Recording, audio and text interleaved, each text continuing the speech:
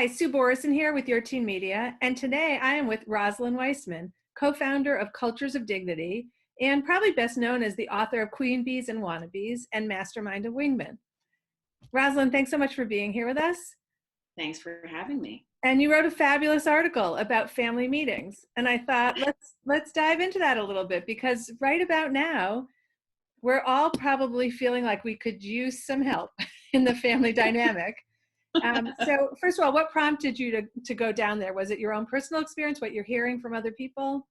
A little bit of both, I mean, I have two boys that are, or two young men that are 17 and 19, and the younger one and I were, and I mean, fair to say, it wasn't just with me. He was having some, we were having some bumps. We were having some bumps on the road.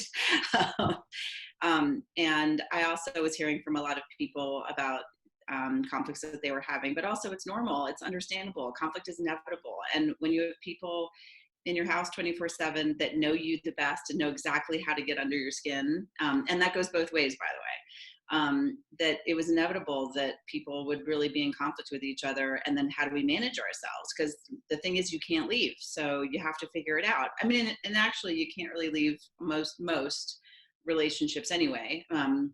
You know, there's a spectrum where I think you do, in families, if they're abusive, you need to leave relationships. But for the, you know, for the most of us, we need to figure out a way to be in relationship with each other, especially right now.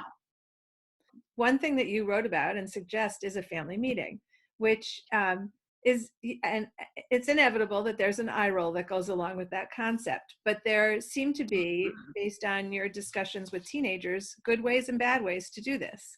So, Yeah. so I thought, why don't we tell parents the good and the bad? So if we start out with this concept of let's call a family meeting, and so what's the wrong way to approach that, from the, like, where it's not just the eye roll, but it's the there's no way I'm doing this. Yeah, I mean, I have to say, my mother thinks this entire thing of that article is hilarious, because she was really into family meetings when I was growing up, and I was really not into them. So, I mean, I was absolutely the queen of the eye roll. I'm like, oh my God, do we have to do a family meeting? You know, I just hated it. So I came by it honestly. She thinks it's unbelievably funny. That responded so strongly to this. She feels vindicated. Let me say it that way. But I think here's a couple things. One is, I think that you don't wait until you blow up. I mean, sometimes that's inevitable and you can go back and repair, but ideally you don't want to wait until you've completely lost your mind. When you say, okay, fine, we're having this family meeting, because you're not going to be in a place to be able to do it well. You have to prepare. You have to really think about what you want, what your goals are, what could get you off the rails, you know, like what could happen that would make it really hard for you to accomplish the goals that you want. You have to like create a space to be able to have it in a neutral setting, and there can't be any phones around, including on your body. Like, nobody can have a phone. They need to put it, you know, in the next room. And I also think it has a lot to do with your tone of voice. I mean, again, like, you know, my mother and I have been laughing about this, but and she knows this, so I'm not saying anything she doesn't know, that one of the things that would drive me crazy when I was a teenager, and I definitely have experienced this in all of the work I've done in education for many years, is that sometimes very, very well-meaning people will come across in these meetings as like, I really hear you. Like, I hear that you're really upset with me. And that's infuriating. You know, but, you know, it really depends on tone, because when you say, like, I hear that you're really upset with me, like that, it comes across as if you're not taking responsibility for the things that you did that are so irritating and annoying, but that is the reason why the other person is so aggravated. Right. If you say, like, I get it. I get I get that what I did is really frustrating to you. I get that. I can see it now. Right. That I think that, and then you name it back to them about what you did that is frustrating. I think it really changes the dynamic. So this is really about process, and it's about preparation. It's about thinking about, and it's about having a structure. Let's just start with some of the things that you put out there. So the very first thing we're going to do is proclaim that there's a meeting. So what's you invite them to it. I'm already wrong. Okay, so we are. And what if someone doesn't accept the invitation? Is it a mandatory invitation? Oh, that's a good question. So, and something that I actually have somewhat of personal experience with as a parent. So I think the answer is, understandably, maybe one of your kids says, "I don't want to do it. There's no point." Um, I think that even then, if they say like, "I don't want to do it, there's no point," or something like that, I think in that response, there's something that's really important for you to know. So if I got that response, I would say, okay, well, let's not have a family meeting like right away, but actually one of the things I want you to think about and then talk to me about is, why do you think there's no point? And then there's actually part of the family meeting that I'm talking about, which is really a basis for how I do anything with young people, is if they're really upset about something, I give them a minute or 2 minutes to say exactly what it is that they're so frustrated about, and they know that I'm not going to interrupt them, or the other person is not going to interrupt them. They have 2 minutes to talk about what they don't like, what they want instead, and why maybe they don't have faith in the process. Also, so they have 2 minutes to get that out, and they know that nobody is going to interrupt. And really, as a parent, by the way, when you do a family meeting, if somebody interrupts or you catch yourself interrupting, that has to stop. You have to go by your word that you will not interrupt, or you will make sure that nobody else interrupts. And is So, that a timer, like literally a 2-minute timer, so that if oh you yeah, have for multiple sure. people, everybody knows that they get 2 minutes, and then when the timer goes off, it moves on?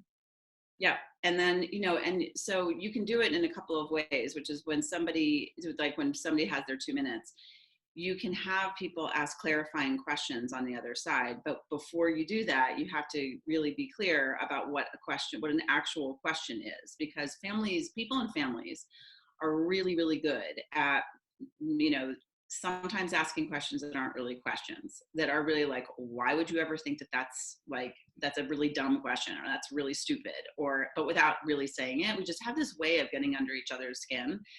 um, it's when you know somebody and you love somebody so much, sometimes when you know them so well, you really know how to irritate them. So there's a difference between a curious question and an undermining question. And that's really an important life skill also, to be able to distinguish between the two. So a curious question really comes across as like, I really do want to know, I didn't understand something about within those 2 minutes of what you talked about. I really need to understand something a little bit more clearly. And it shows that you're listening carefully to the other person. A question that's undermines somebody, makes them feel stupid, makes them feel like like their words aren't being respected, and they're not being treated with dignity, and then that undermines the entire process. So that's so much harder to do than the advice you're giving right now. Like, you're coming to the table already kind of defensive. So you gave a tip. Mm-hmm. You gave a tip that I thought was just so beautiful. And you say, look at a picture of your kids and Mm-hmm. remember the love you have for them. But Mm-hmm. and which I think it's so brilliant. But I want everybody in my family to come to the table having done some similar comparable exercise, whatever that might be. I Oh, that's don't a want great it, idea. Mm-hmm. so that everybody comes with a little bit of love for the other person, where you think to yourself, what do I like about them, instead of what do I hate about them? Because what do I hate about them is so easy, it's going to roll off your tongue. Yep. I loved that suggestion. I thought that could really change the way people do the questioning that you're asking, is coming with an open heart. Yeah, absolutely. In fact, yeah, I think you did me one better, because I was just doing it from the parenting perspective of, and it's easier for me because I have teenagers to get to that place of like, oh, and so and then you can remember when they're young, and like they would run to you and be so happy when you walked in the door, and that kind of, those kinds of things. Or when you had like a bedtime ritual and you could read them, and bath time and bedtime and story time and all that. I think it's really important to remember those days, because it's the same kid, right? It's your child, and you need to remember that person is in there somewhere. But I think it's a great idea you just can't force it, right? You can't control, like so what I would do to, from your suggestion, is say to everybody, I don't know, it's a tough one, right? I'd have to, I think that what you said about best intentions, like around the table, is really talking about trying to have best intentions. In the article, I talked about being soft on people and hard on ideas. That we need to be soft on people, and we can challenge them about what's happening in our homes, but we need to be soft on them. The one thing I would have a caveat about, especially with siblings, and sometimes families are really problematic and dysfunctional and abusive. there are siblings who really don't feel like their siblings have the best of intentions for them. So I don't know. I have to think about that. I have to think about that, like holding a good space for everybody, I think is really positive. I just want to be able to own or acknowledge that sometimes there are people and families that have a really hard time in a particular moment feeling like people have the best of intentions for them. Yeah, that's a great point. So if I come with that attitude, and if I'm co-parenting, the other person comes with that attitude, we might be able to set the tone, the gracious tone. Exactly. That's Exactly. great. Good distinction. Thank you. Okay, so we're going to invite them to the meeting, and then we're going to do some preparation for the meeting, meaning Yes. what do we want to accomplish, and the mood, like coming with Yeah. the mood. How does it play out during the meeting? Like, everyone has a chance to talk. Mm-hmm. What what works best, and what did the kids tell you they feel like works best when you are sitting in that meeting? Yeah. So I think it's important. I really don't want phones in the room, but I also think that it's important. And again, I am a very big believer in asking people when they're participating to decide how they want to participate. I think that's one of the reasons why young people or anybody feels, can be reluctant to do these kinds of meetings, because they feel coerced and they feel like you have to sort of make something up, or you have to go along with what's happening with the person who's called the meeting or has the most power, is the most irritating at the particular moment. But I would ask your children, for example, or the people that are going to do this meeting, that if they want to, that they can bring a piece of paper and a pen, to write down the things that they want to, like, they're hearing that are the most important from the other person, or that will help them frame the questions that they want. But I would do that as an invitation. Like, all of this is an invitation, and all of this is set with, like, look, I know this can be really awkward. I know this can be really cheesy, but we are in a tough spot here. And so, and frankly, this is something I talked about yesterday with one of my children, that we can either not do anything about this and we just get stuck in the same pattern and we do this, that's what's going to happen, or we try and address the problem. And it's not going to be perfect. It's not going to be easy. We're going to keep going back probably to try and work on this, but we have to somehow address it in the best way we know how to. Otherwise, we just get stuck. And so that's the framing that I would do, as far as the reluctance to participate or to take it seriously. And if one good thing happens from it, then the meeting is a success. It doesn't have to be like everybody's truth is heard and everybody gets along really well after that at all. It just has to be, we had an opportunity to actually tell each other what we were thinking when we were relatively calm. You're not going to solve any of these problems unless there's some kind of genuine, authentic connection that reflects, like, here's how I'm showing up. And when you model that, that's the way that you get to a place of being able to solve problems. There is no other way to solve a problem unless you make that connection first. Okay, so the meeting's going poorly. How do you pivot? Because we've decided that COVID, the word that goes with COVID is pivot. That's all we do. We pivot. Well, I mean, I'm pretty sure it's going to go badly at some point, meaning someone's going to get, the way I would define, okay, so there's gradations of bad. So, but it's going to be rough at a certain point and many points. So rough would be that, people would get super irritated listening to somebody else, and they would obviously be with their body language, or like rolling of the eyes. They would be dismissing what the person says. That would be rough. That would be bad. And I think that your job as a parent is to, if you see that, is to pause. I literally would use the word pause, like pause the person who's speaking, for that 1 or 2 minutes, and turn to the other person and reflect back what you're seeing, which is, and this is the way I would say it. I mean, it has to be in your own words, but this is the way I would say it, which is that we made an agreement that when we were going to do this, that we were going to treat each other with dignity, that we were going to treat our words with worth.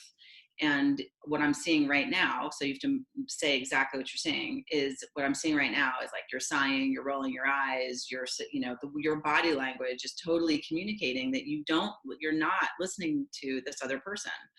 So, I mean, so I need you to show up differently. Like, we made an agreement. And so and really in the family meeting that I wrote about, there's a series of agreements that people have to do their best to adhere to, or at least not try and actively sabotage. Um, so that there's any kind of chance of people being heard. Otherwise, things get reinforced. So that is your job. And it's also another thing to think about is that any parent, I mean, I'm totally capable of sighing or rolling my eyes. And so I would also say in the beginning of this, if I do it, right, I want you to call me out on it. Call me out politely, but I want you to say, hey, mom, like I don't think you're taking me seriously right now. So I think that also needs to be able to come back to us. And that can be really uncomfortable for people because it sort of levels, the power dynamic between parents and children. But you're in a relationship, and relationships should be treated with mutual respect and dignity. Is this a one-time thing? Oh God, no. Are you kidding? I probably have had like 7 in the last. So the other part about this is, because I've been doing this so much in my own life, is that you can have these like official meetings like I wrote about, but then there's like little portions of it that you can use in the way that you show up in all different kinds of ways, during this process and also at other times as well, when and if we ever get to leave our houses. And so I think the way I wrote it and the way people see it and the way in which I'm speaking is that this is an ongoing process. And so there's going to be segments, right, that you're going to apply. So for example, if you're frustrated with somebody, you don't have to have a big old family meeting, but you should be clear about what you're frustrated about before you go speak to that person, or you should prepare yourself so that you're not you're not falling back into old patterns that you have when you handle conflict, for better and for worse. So there's a lot of things about how you show up that really, that you're should be doing over, that you can aspire to do, or just doing a little bit of a way in all the different kinds that when things get a little bit rough, when things run off the rails a little bit. Well, I'm so moved by all these ideas. I think that they can really change the way we interact with our families. You know that, and now hopefully our listeners will know that. So thank you so much, Rosalind Wiseman, co-founder of Cultures of Dignity, and we look forward to hearing more from you. Thanks so much. Oh, can I tell you one more thing? Because that would be great. Because what we did was at Cultures just recently, we just put out these resources called the Tiny Guides, which are for parents that break down a lot of these tools.